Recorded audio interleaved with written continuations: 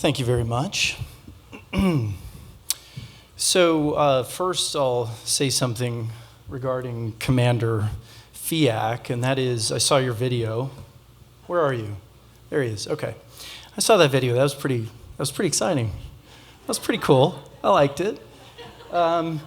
It looks like you did a lot of hard work. Hard work here, 2-a-days and 100 and whatever degree weather, and then failing tests and doing that hard SEAL training. And I just have one question. It's, did you ever think about being a doctor? I mean, that would have been so much easier. You know, yeah, it's easier on the body too. So I'm going to let you in on a little secret, something that's not in the program here, and that is I also was a military officer, was a military officer. So I was in the United States Army for 13 years.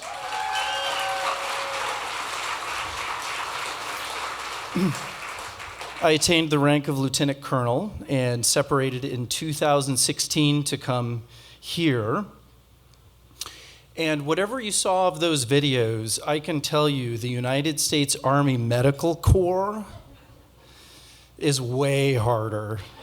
I mean, the physical demands of the United States Army Medical Corps, just, you know, I don't want to shame him by describing further what I went through in the medical corps. So a couple of things. Number one, my wife, Heather, she is a Butte College graduate. We met at Butte College in 1992. So there's that. What else? So this is probably one of the most significant awards I've actually received. It's probably one of the most meaningful. Now, if you follow the trajectory of my career, which my terminal specialty is something called Neurointervascular surgery. Now, that's not in the program.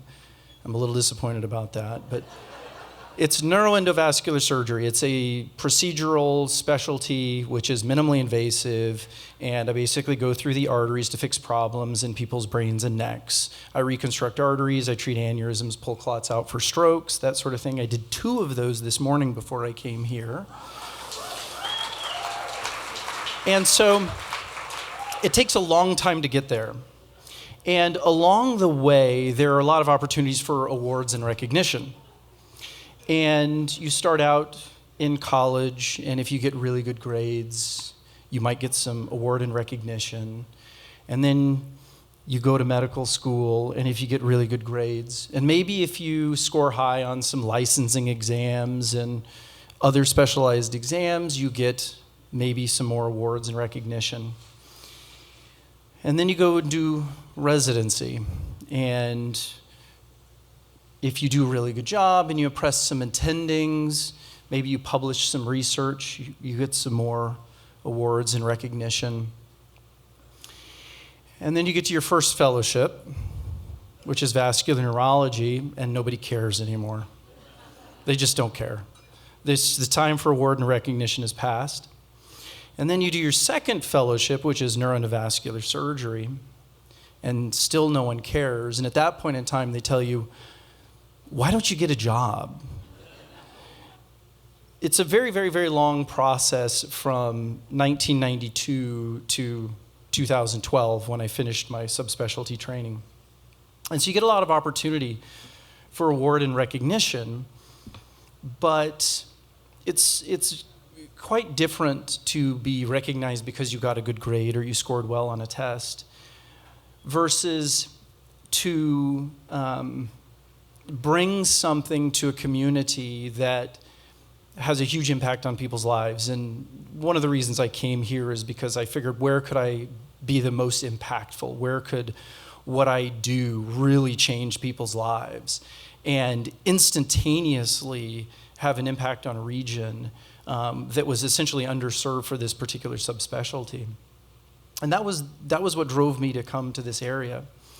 And so, unlike scoring well on a test, this represents sort of a foundational part of my development, which took many, many, many, many years, and a chance to bring it back and repay the community, repay the people here for the investment in me, and to change a part of the country. And that is so much more meaningful than scoring well on a test.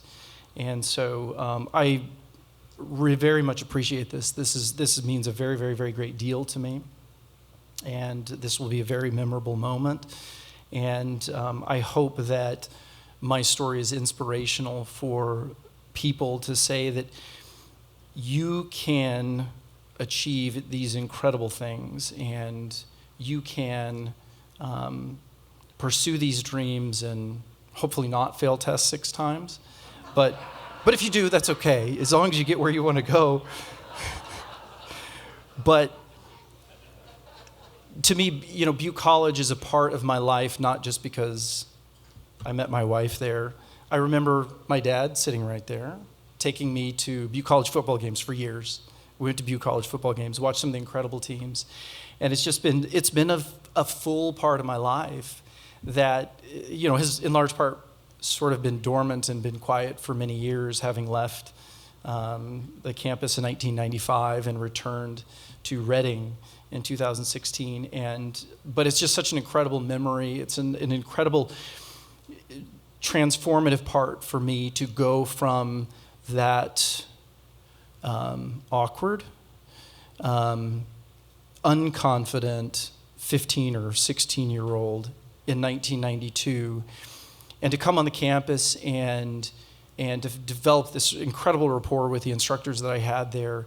And one of the things that I talked about in the video, and it didn't make the cut, maybe because it's goofy or they ran out of time, I don't know, but I needed to go to a place which fit where I was at that point in time, and I really can honestly say that it was the right place at the right time for me. And as goofy and ridiculous and awkward as I was, everybody on the campus just absolutely welcomed me and met me where I was at, and I think they recognized what I needed, and they recognized where I was, and they recognized what I was capable of, and I believe that experience was transformative, and it would be difficult to replicate in other places. So thank you very, very much for this.